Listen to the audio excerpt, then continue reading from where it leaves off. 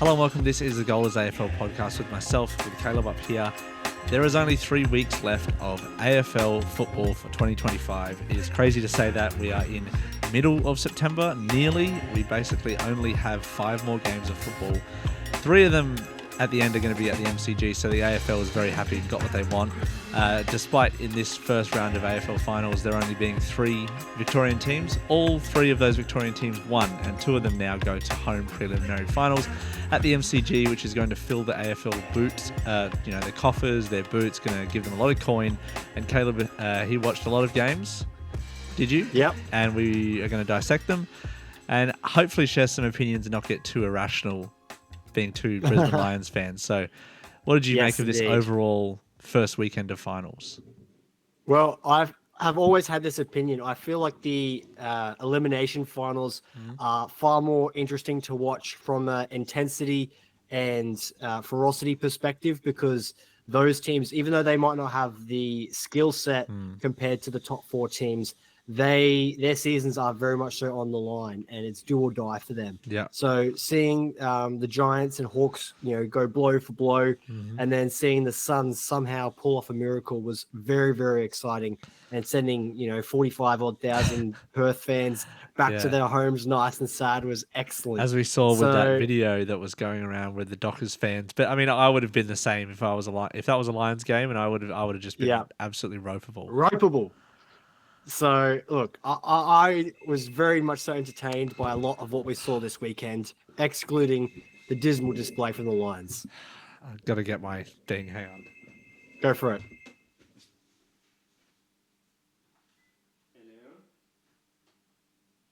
Hello, yes. Did that door work?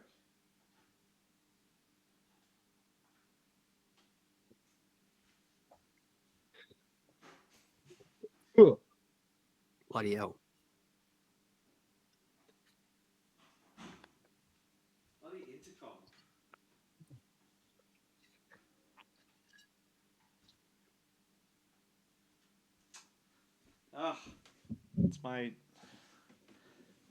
It's my mother. Is it pizza time? It's my mother. Oh. This is going to be great on the podcast.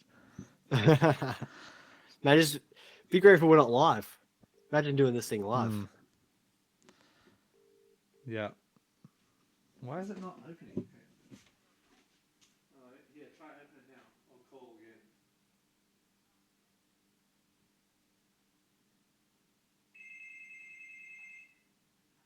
Yeah.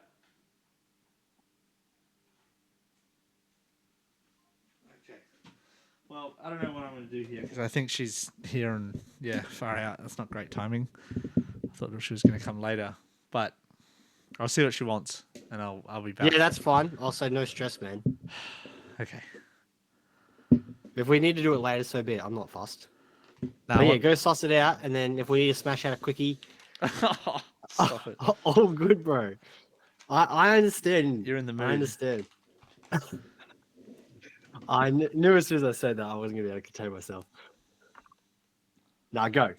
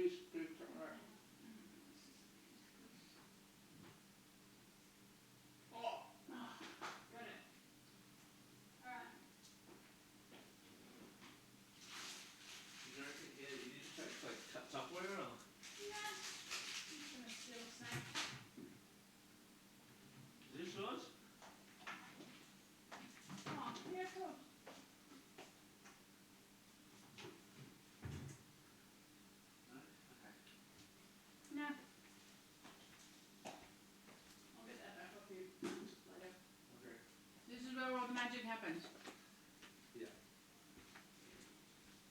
Nice. Oh, it's a lot darker than I expected. You have to have the light off. Yeah.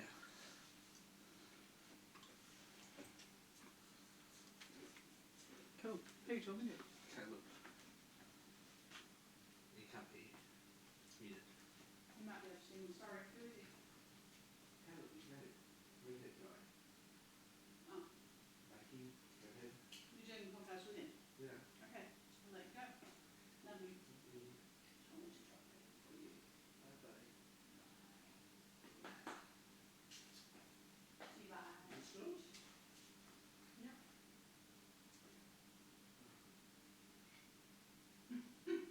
It's yours. It's not mine. Okay. Okay. Thank you. Anyway, I just thought, they might come in useful. Alright. Yeah.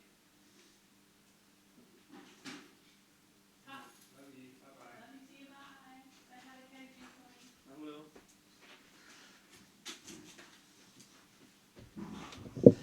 Okay. All right, I'm back. So, are we doing this or? Yeah. Okay, cool. I think you were saying something. I can just start it again if you want. I think we should start it again because I don't know where to pick up from. Okay. Hello and welcome. This is the Golders AFL podcast. There is only 3 more weeks of AFL football. 5 games left in the 2025 AFL season. I can't believe it. We're already in the throes of September. The last Saturday in September is coming thick and fast. I can't believe how fast this season has gone. So much has happened. And we're going to try and cover as much of the round 1 of AFL finals with myself, with Caleb up here. And we are going to be somewhat irrational about the Lions, being Lions fans. So we'll try and keep it level-headed and chat about some of the other teams as well that are going to make it. So how did you consume all of the AFL football this weekend? Yeah, it was fantastic. I'll say I always have one key eye on the elimination final specifically because they have so much more at stake in terms of their season is do or die. So the games themselves are a little bit less highly skilled compared to the top 4 teams, but in terms of ferocity and intensity and spectacle, it's always a joy to watch. So seeing Freo get knocked out in a historic victory by the Suns was awesome to witness. Yeah. And then obviously GWS and the Hawks were going blow for blow throughout their game as well, which was awesome to see. And then the Lions result, that's a whole separate thing, but we'll get into that. Well, it was a doubly bad weekend because my other football team, the Ravens, lost in a bad way. Oh, brutal. So it's not been a good weekend of Joys football. of being a sport fan, am I right? Well, it's like there's more opportunities to be happy when you're a fan of like multiple different sports and teams. But yeah, I feel like if I was just living and dying with one team, then I'd be in like a lot of trouble, especially if that team was bad. Yeah. So have more opportunity for happiness, but also it crushes you more when they lose, especially on the same weekend. So that's frustrating. But yeah, first off, we did have the Collingwood, it was like a rematch, Collingwood and Adelaide at the Adelaide Oval. Adelaide Crows only scored 55 points, which is actually one of their season low totals versus 79 for Collingwood. But that's kind of to be expected for football. Finals always gets ramped up. Some of the pressure, the on-ball tackling always gets a little bit more ramped up. So, it's to be expected. But yeah, this was Collingwood pretty much dominated most of this game. I think there was only a couple of moments where I felt like Adelaide were actually on top, and they didn't feel like they were on top for very long when those moments came. So, there was some momentum. Obviously, there's been some controversy around Isaac Quaynor being booed by the Adelaide Crows fans, and people will say things about that. Pundits, fans will say things about that, but we're not really going to talk about that. I think that the main thing that we're going to chat about is the game. And yeah, this kind of shows that Collingwood still kind of have it. And I'm pretty sure I said last week Collingwood would win this game. This is the kind of game that they win, Yeah. How did you feel like this game panned out? I thought it was, a lot more even than I anticipated. Collingwood, in the last time they showed up to Adelaide Oval, just couldn't kick straight and wasted so many opportunities, and that allowed Adelaide to just get over the line by the skin of their teeth. But I thought this being a home final for Adelaide, the first in a very, very long time, I thought that would be enough to secure the victory and push them into a home preliminary final. And it wasn't, to No, my it wasn't. surprise.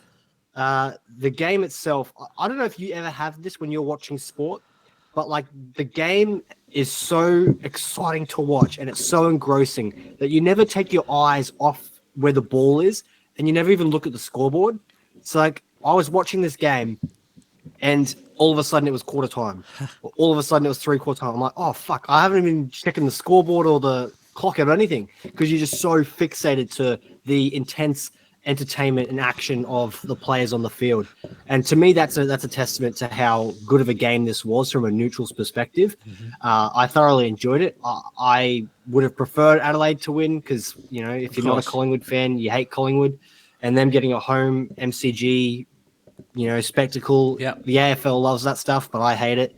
So, look, Adelaide, they've got the second chance. They put the hard yards in throughout the season to earn this opportunity. They've got to make sure they capitalize on it now. And now the winner of this game that's coming up where Adelaide have lost, so they're going to play the Hawks. Spoiler alert, they're going to play the Hawks at home next week because they finished in the top two, so they get 2 home finals.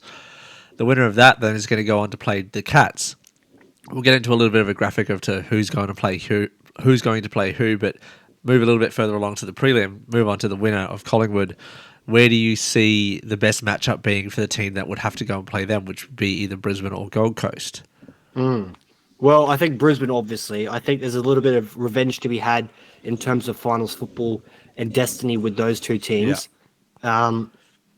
I think it's highly unlikely Gold Coast is going to bypass that test at the Gabba, so I don't even think it's worth bringing into the conversation. But look, I just don't want to see, as good as these two teams are, I just don't want to see a Geelong-Collingwood final. That doesn't excite me in any capacity. Yeah. Yeah, it's a shame that like GWS lost because I'd like to see them have gone further into the finals. They've now lost three straight finals. Yeah, good. Which is wild. Like, 2 last year and 1 this year to get knocked out. It's crazy. Like, I would have liked to see Freo get up. Like, it's so many teams, but it's just unfortunate the nature of it that teams' seasons have to end in these elimination finals, and it's bloody tough to win the AFL Premiership because I remember Sicily from Hawthorn. He was saying that when we lost to Brisbane, like we could have been finishing third. Yeah. And yet we're 8th. And the history tells us that 8th place has never won a premiership in VFL, AFL history. Yeah. So like from that perspective, you think, the Hawks are no chance, but they could have very easily been third and secured because of how top close 4 everything spot. is. Yeah. So like so much is at play and so much can change. And, like you look at a couple of these games, like Collingwood beating the Crows by 24 points, like, and then, Brisbane getting smashed by 38. Like, you think these games, because of how close the teams are in terms of quality, that it would be decided by a goal or less, similar to the Freo Suns game. And yet the scoreboard does blow out to a scoreline you don't anticipate. Is there a moment where you think that teams might be resting in the second half, perhaps? If they're like, say, for example, the Lions, they're like, oh, okay, it's not our day. We've already had a bunch of injuries. Let's just, lock it down for now. Play for next week and move on. But you're saying how hard it is to win the AFL Premiership. It kind of puts into context how good the Lions' season was last year and winning 100%. 4 straight finals, 3 of them away. All of that from 6th spot. Like, it just makes it all the more special. But yeah, obviously we're hoping for a back-to-back, and we will get onto the Lions and the Cats next, which was a very disappointing game. Hot start for the Cats. Lions came back a little bit. It was actually tied, I think, at some point in the second quarter. And then the Cats kind of kicked a couple more goals. And then Cam Rayner happened with his theatrics to put them within, I think, under 20 points going into halftime. But then from there, it wasn't really a contest. The Lions, I think, they only kicked 1 goal in the third quarter. And then like a couple of junk time goals in the but it was basically a 50, 60 point game at one point. And we clawed it back a little bit, but I didn't feel like they put in a full effort once they realized the game was out of hand. Yeah, it was fun watching this out in the pub with you and just, getting a part of that Lions atmosphere and seeing everyone have the hope and it slowly gets sucked out throughout the night. So I was saying, this is my personal opinion of AFL based off how many years I've played it and watched it. I think if you've got a 30-point or more lead like that, as a player, you feel safe with that. If it's less than that, you're like, oh, it's only 4 goals, like things can change.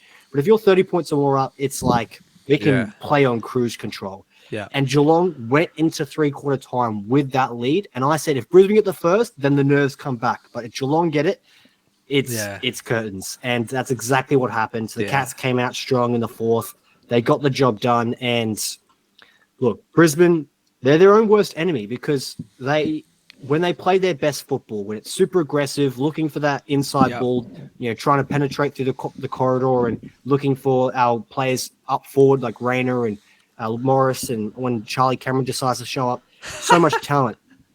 But it's so frustrating because we know they can do it, but they just don't. They don't. And losing to Geelong is not like a result where it's like, oh, the sky's coming down, the world is ending. But it's just disappointing because you know they can do so much better, despite the amount of injuries they might have. Yeah, speaking of that, Eric Hipwood out, probably going to be out, will be out for the entire finals series, and now Lachie Neale will also be out. No other real ones, and there's not really any players coming back, so we're kind of stuck with the team that we have, which is still a premiership winning side for the most part, but still a lot of players out. Jared Berry came back for this game, which was good to see, but yeah, just a little bit disappointing in the end. Geelong had 16 players have a scoring shot.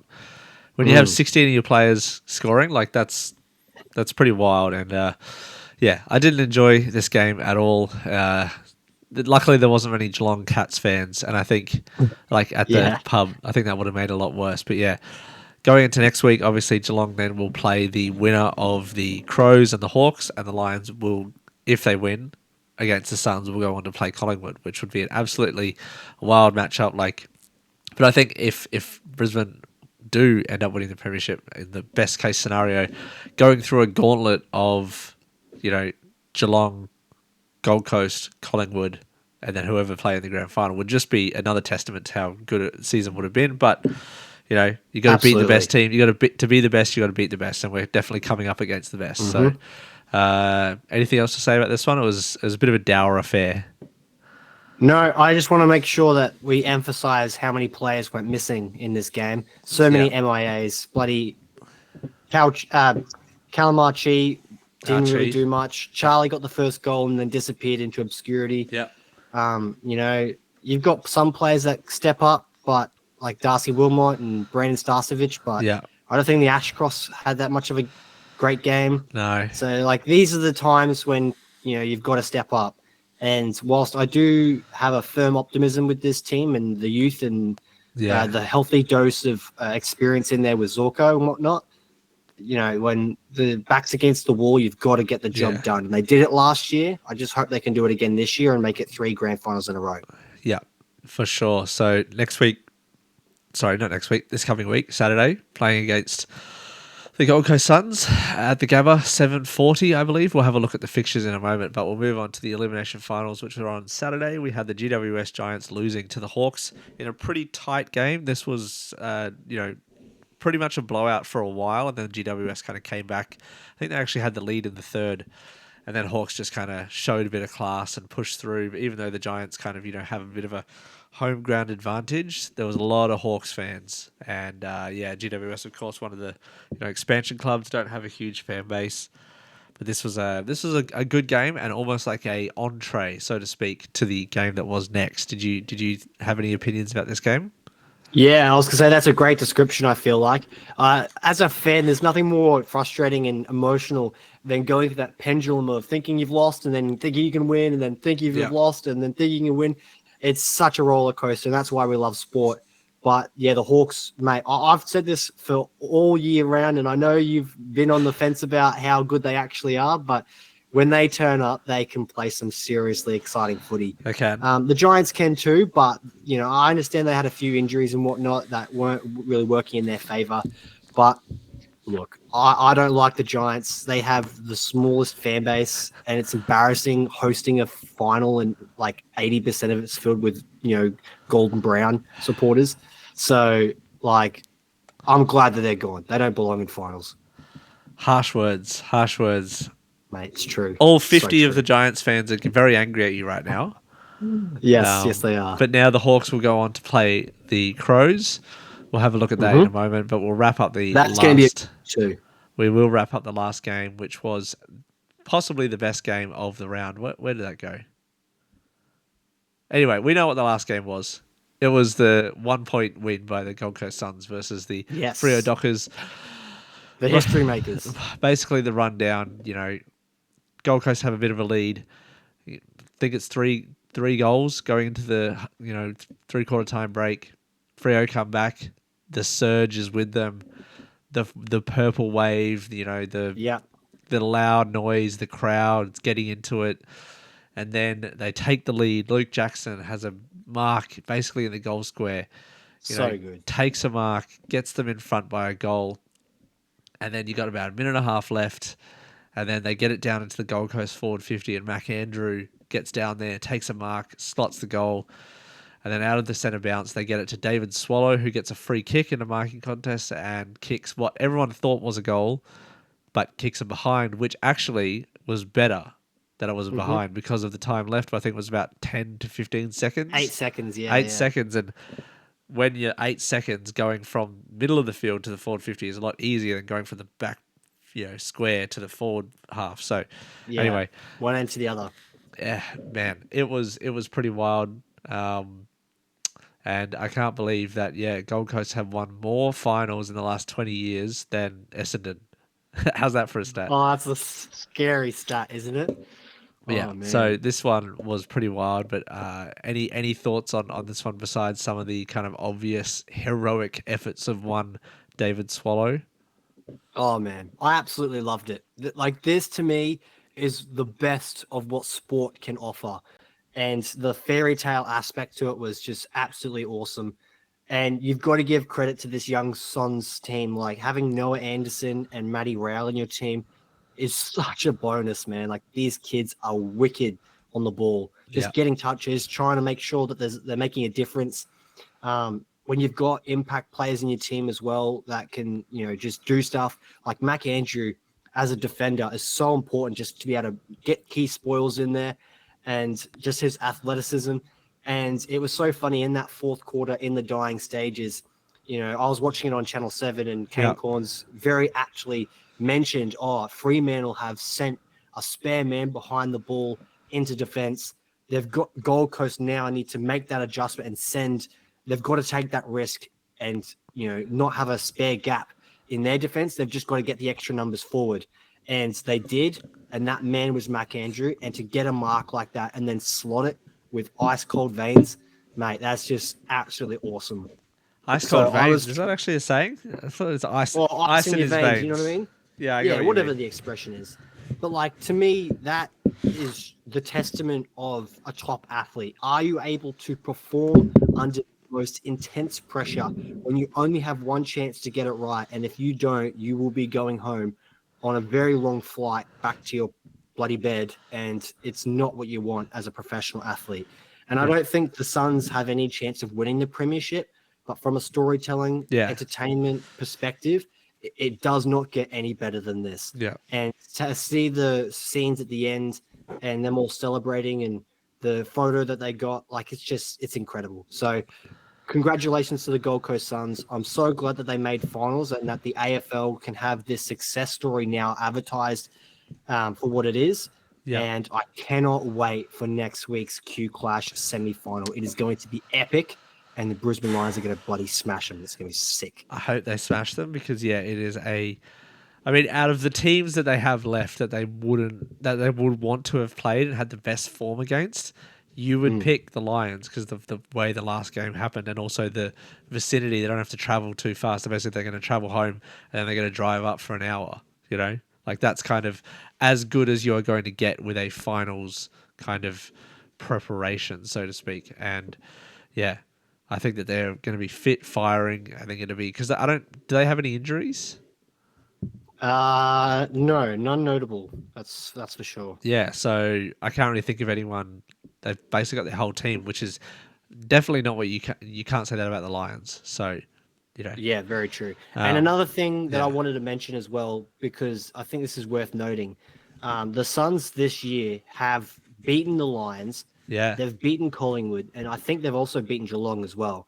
So if you're Damien Hardwick going into the team prep, for the next coming weeks, you're like, we've beaten the teams that are left. Like, it's a real possibility. So I can genuinely see a sense of belief now Yeah. building at the Suns, even though I don't think it's realistic. Did they beat the Hawks? They definitely beat the Crows. Remember at the start of the season, there was that really controversial game. Yep. So, like, there's a lot of teams in there that the Suns can hold their hat or put their hat on the stand or whatnot and be like, we're confident that we can get the job done. Yeah. But then the other sad thing that I think it's worth mentioning, Harry, is obviously Nat Fife, going out in dramatic circumstances. He's such a legend to the game. He's made such a huge impact, and Yeah. it was Two-time Brownlow unfortunate that he wasn't medalist. able to celebrate in front of his home crowd and get a send-off that he deserved. But that's the cruelty of sport. One hero goes into the darkness with bittersweet aftertaste, and David Swallow goes back with a potential statue being built at People First Stadium for him. A potential statue, far out. Who do you think Yeah, gets a bloody oath, statue man. first? David Swallow or Matt Rao? Oh, David Swallow, 100%. I think it's Matt Rao, to be honest. Because I think the storytelling of David Swallow and everything he's gone through and done for the club, look, a statue is obviously the pinnacle, but he's definitely going to be commemorated in some stupendous way for the Gold Coast club. And it's going to be definitely disappointing to see him go and do that lap of honor on grand final day. speaking of with all the other Brownlows, greats. with kind of the regular season behind us, who's your tip for the Brownlow? Who do you think's going to get it? I think it's Nick Dacos, like, unquestionably. I think it won't even be close. Like, lots of kids had great seasons. Yeah. Like, Noah Anderson will be up there, but like Nick Dacos was just on another level. And so many weeks he got 3 votes. Like, it won't be a Patrick Cripps season. Yeah, I know. I bloody did that. But it like won't be a massive like points like a vote tally. But Yeah. I think he'll win it comfortably. I think What about it'll you? be top 5 will be not in this order. It'll probably be Raul, Anderson, Dacos, Bailey Smith. I can't think of someone else. Maybe Hugh McCluggage. Something like that. What do you think? Yeah, okay. Look, I think Bailey Smith has had a lot of games this season where he's been absolutely incredible, and then a couple where he's been quiet. Yeah. So he might miss a couple games and not poll or votes at all. Hugh McCluggage, I think he'll do okay, but he's in a team where so many other players steal votes off each other. Like Ashcroft will pick up 2, Neil will pick up 2, Bailey will pick up 3, and just McCluggage will not be able to get enough to push into that 5, I think. But all 5 of those players you mentioned, absolutely elite weapons. Yeah. I'm trying to think. Yeah. I think also another award is Rising Star. Who's your tip for Rising Star? Levi Ashcroft was my pick. I can't remember yours. Mine was the guy was it from the Essendon Melbourne. kid? Or was it Melbourne?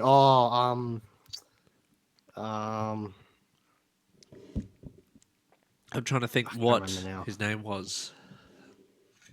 Harvey Langford. But anyway, yeah, there you go. I picked him, and that probably won't happen. So even though he did get a Rising Star nomination, but yeah, that's probably not going to happen. I think it'll either be him or, when I say him, Levi Ashcroft or the guy from Freo, Harley Reid. Not Harley Reid, Murphy Reid. Yeah, that's actually another good shout, actually. We'll move on to the next week's, which we've kind of already talked about. But yeah, 3rd versus 7th on the Saturday night, and then the one on the Friday night will be, as you can see by that graphic, you've got the Crows versus the Hawks. And yeah, say goodbye to the Giants and the Dockers. Moving along, you can see who's going to be playing who. If the team like the Suns win, they're going to be going against Geelong. Lions win, same Geelong, etc. Against Collingwood, my bad, etc., etc. And then those teams will go on and play the grand final, and we will finally decide who is going to be the champion of the AFL for 2025. And it is all to play for. Can't believe how far we've already come. I did not see some of these teams making it this far, such as the Crows, such as the Hawks. Dockers I kind of was okay with. I didn't think the Suns would make it. But yeah, it's been a bit of a topsy-turvy year, and I'm kind of glad that it's played out in this way where there's been some hot teams and some cold teams, and just a lot of shuffling. Like that's something about AFL which is good, I think, because teams definitely go up and down. Some teams stay good or some teams stay bad, but there's definitely a lot more movement than there is in like other codes. Yeah. When I say movement, like it's faster. It's faster to move than other codes. Yeah. I think it's because there's so many players on a field. You can't just rely on one player. Like basketball, if a team has a generational player in basketball, they can be good for 10 years because the one player is 1/5 of the team. Whereas, but also the Victorian teams tend to be pretty good for a while. But what's your kind of been your overall takeaway from this year? Well, yeah, I just think the surprises of what teams have stepped up and what teams haven't. Like Carlton, we mentioned it last time, just such a huge surprise on how poor they were this season. And then Adelaide just being as good as they were, like getting the minor premiership. That's like Matthew Nicks deserves a lot of credit for that. Coach of the And year, if he gets for out sure. in straight, and if he gets knocked out in straight sets, it'll be one of those reflections where it's like, well, we've now got a really bloody good, solid foundation, and we can build on this. And that's exactly what happened to Chris Fagan in 2019. Yeah. When they finished second on the table, came into finals and weren't able to put up convincing performances against much stronger teams, but they kept building brick by brick, and eventually they had a super solid foundation that was able to have a nice house on top. Adelaide, can they get there? But we'll see. Is the coach of the year, does that include finals or is it only a regular season award? I do not know the answer to that, but I think it has to be Matthew Nicks regardless. Yeah, I think so. So that's what I was getting at. So if it's just a regular season award, I think he'll definitely get it. If it's a regular season plus finals, it might be someone else. But yeah, I'm glad that maybe it's Chris Scott or someone like that. But yeah, I'm excited to see him get that reward. And Adelaide, I like Adelaide. I hope they beat the Hawks. I hope that the Lions beat the Suns, and Me too. then on, and we will see if our predictions and hopes and dreams and wishes and loves all come to fruition, and we will chat to you next week. Thank you so much to everybody for watching. We'll see you later.